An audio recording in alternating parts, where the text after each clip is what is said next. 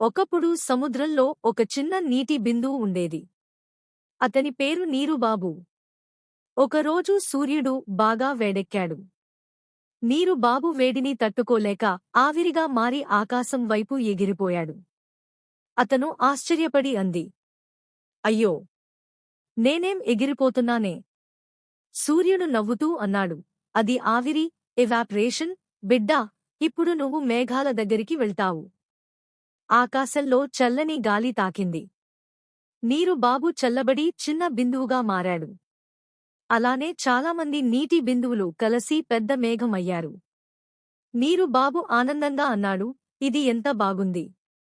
ఇప్పుడు నేను మేఘమయ్యా. ఇది ఘనీకరణం, కండెన్సేషన్ దశ. కొన్ని రోజులు గడిచాక మేఘాలు భారంగా అయ్యాయి. నీరుబాబు మళ్లీ కిందికి జారిపడ్డాడు. చప్పు చప్పున వర్షం మొదలైంది. అతను నేలపై పడి చెట్లను, పూలను తడిపాడు.